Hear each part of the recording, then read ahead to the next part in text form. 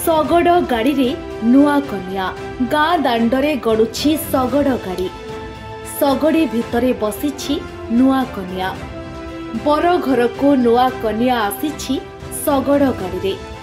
वर्तमान युवपीढ़ी दामिका गाड़ी चढ़ी कन्या घर को जीवा एवं व्ययबहुल विवाह कार्यक्रम पई आकृष्ट हेउथिबा बेले निज विवाह को चिर स्मरणीय एवं पूर्वज मानक पुराणा संस्कृति को मने पकाइबा उद्देश्य निज नववधू को सुसज्जित शगड़े निज घर को आनिछंती गंजाम जिला बुगुड़ा ब्लॉक आंतरपड़ा ग्रामर युवक शिवानंद गौड़। शिवानंद केन्दुबाड़ी ग्रामर स्वप्नाराणी गौड़ को विवाह करिथिबा बेले उभयंक विवाह अंचलर अन्य विवाह ठारो रहिछि अनेक नियारा।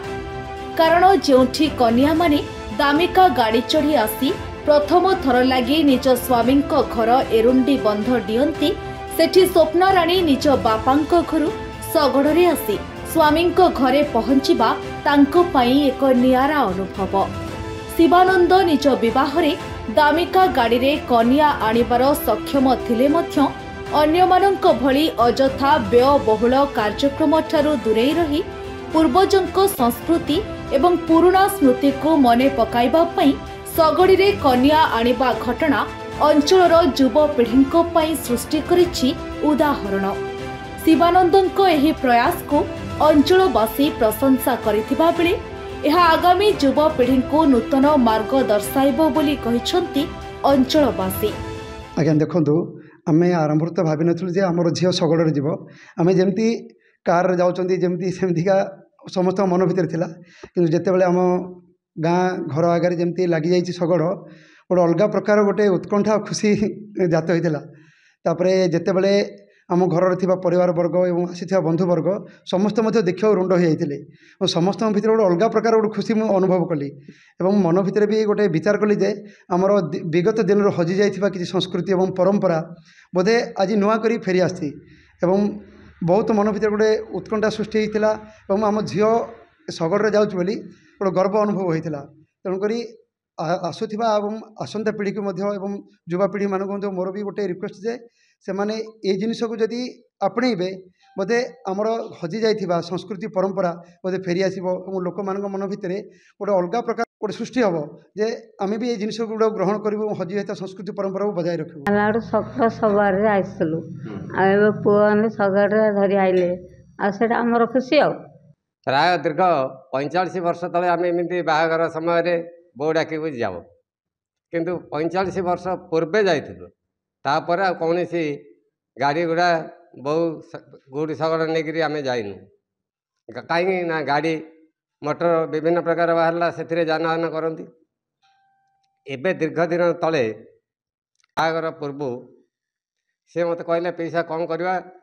सवारी मना होगला आ शगड़ गाड़ी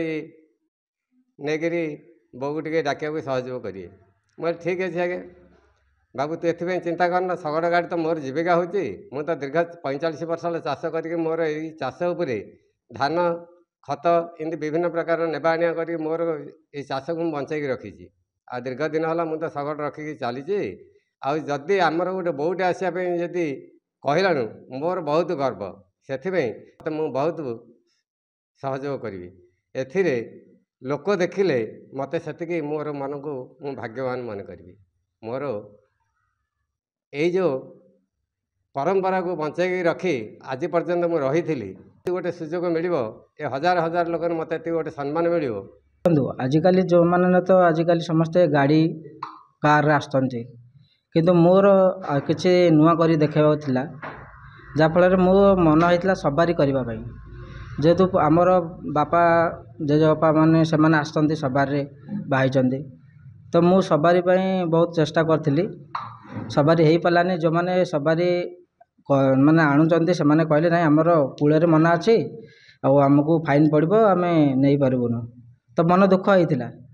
किंतु आम गाँव वृद्ध लोक पचारि जड़े थे आम पी साहेब पुरस्तम भोल बोली सी आमको शगड़ था सी कहला बापा तू टेंशन नेना मु तोर काम करदेवी मो थ्रू जी चेष्टा करी मु बेस्ट करने को देवी कही निजे नहीं करते ଶଗଡ଼ ତାଙ୍କ ନିଜ ଶଗଡ଼ ହିଁ ସଜେଇଥିଲେ।